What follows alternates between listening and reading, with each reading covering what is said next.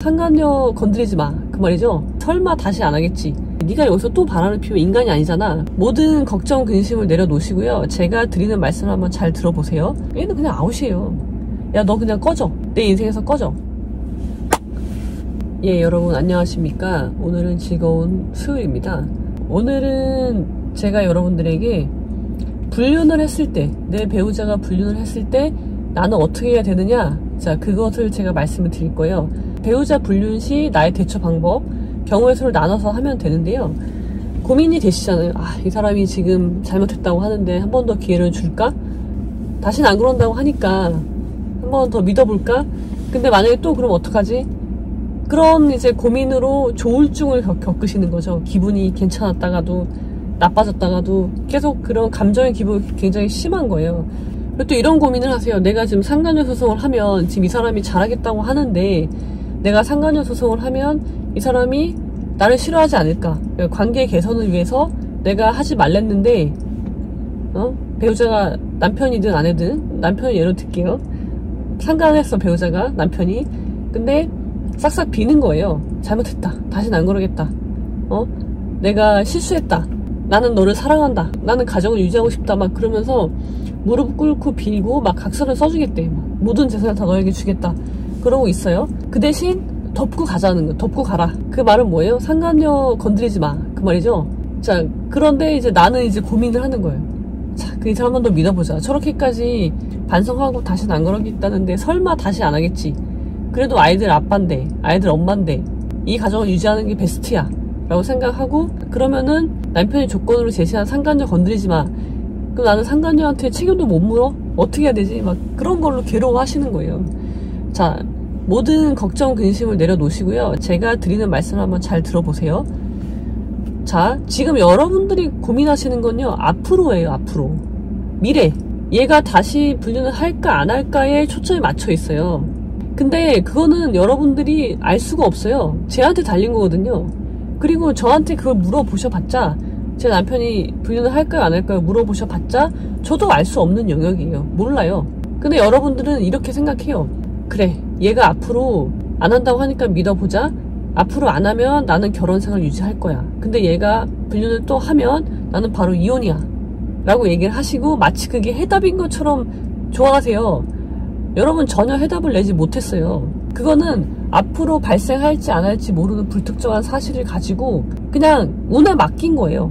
그리고 그건 뭐예요? 내가 통제할 수 없는 영역, 미래의 일, 그것도 남편이 결정할 일, 그것에다가 내 결정을 맡겼다고 하지만 아무것도 해결되지 않은 채 나는 또 이 사건을 덮게 되는 거죠. 그냥 묶고 가자, 가보자 예요. 근데 그렇게 생각을 했는데도 내가 불안한 이유는 뭐예요? 얘가 앞으로 바람을 필까 때문에 불안한 게 아니라 내가 지금 받은 상처가 치유되지 않았기 때문에 불안하고 슬프고 감정의 기복이 심하고 조울증을 겪게 되는 거예요. 우울증을 겪게 되고. 자, 여러분 보세요. 초점은 어디냐면, 초점은 앞으로 발생할지 안 할지도 모르는 미래가 아니라요, 지금이에요. 지금. 그리고 뭐예요? 과거에 얘가 불륜을 한 사실은 사실이잖아요. 발생했잖아요. 발생할지 안 할지 모르는 미래의 일이 아니라 이미 발생한 일이에요. 그리고 그로 인해서 내가 상처를 받은 것은 지금 일어난 일이에요. 현재. 근데 이것에 대해서 풀지 않고, 그 말은 상처받은 나를 치유시키지 않고 미래를 보고 갖는 거잖아요. 그러니까 문제가 해결이 안 되고 남아있는 거죠. 자, 이거 해결하셔야 돼요. 어떻게 할 거예요? 네가 나한테 상처 준 거 너 어떻게 나한테 보상할 거야? 남편도 나한테 책임져야 되고요, 그 상간녀도 나한테 책임을 져야 되는 거죠.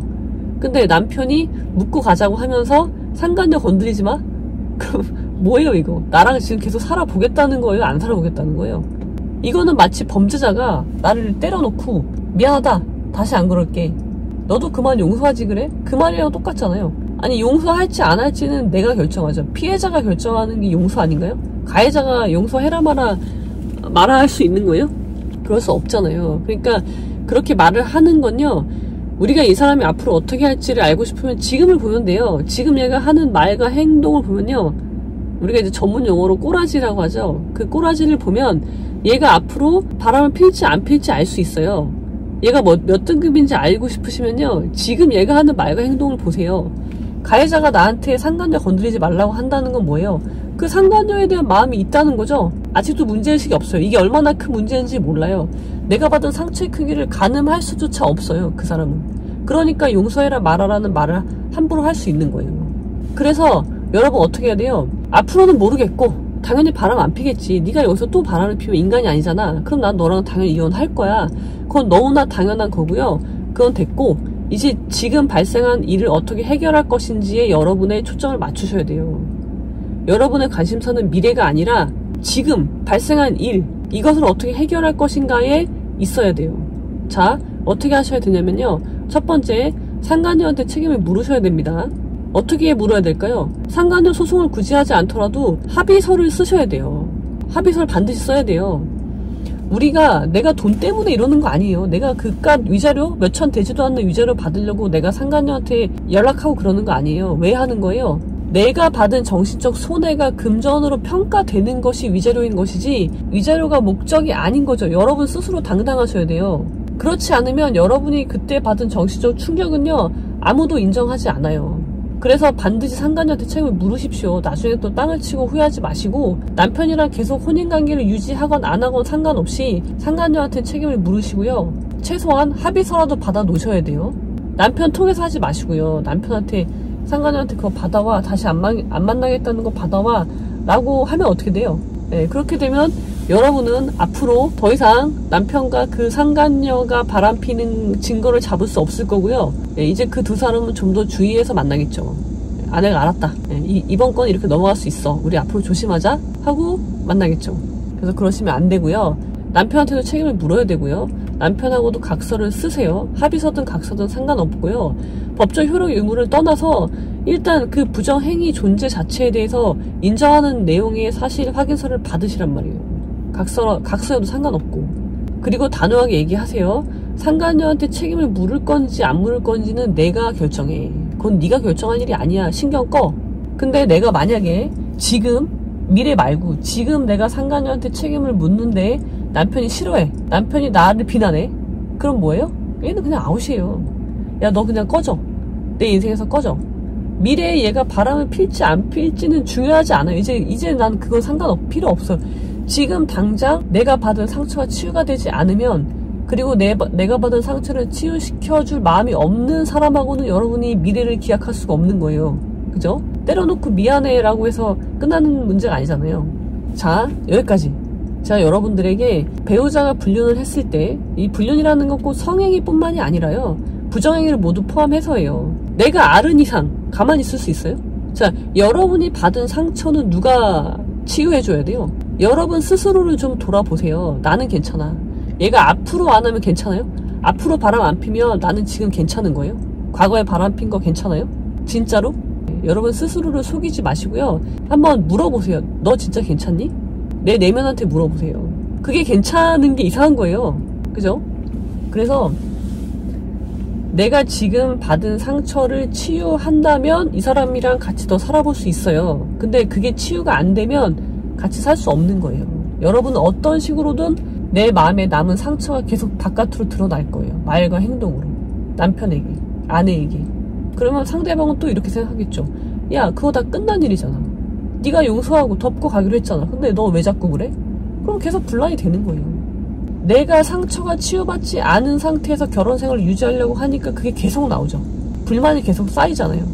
제가 여러분들에게 분명히 말씀드렸어요. 배우자가 불륜했을 때 나는 어떻게 대처해야 하는가, 경우의 수를 말씀 다 드렸어요. 우리의 관점은 어디에 써야 된다? 미래가 아니라 지금에 있는 거예요. 지금 이 문제를 해결하고 가셔야 되는 거예요.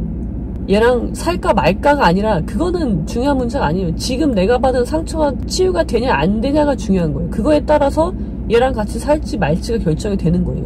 이게 먼저가 아니라 이게 먼저다. 얘랑 살지 말지가 먼저가 아니고 내가 받은 상처가 치유되는지가 먼저예요.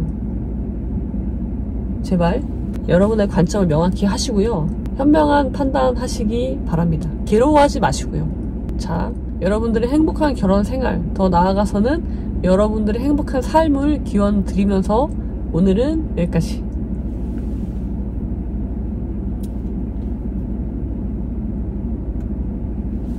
아빠 지금 빨리 올라오세요. 어? 어?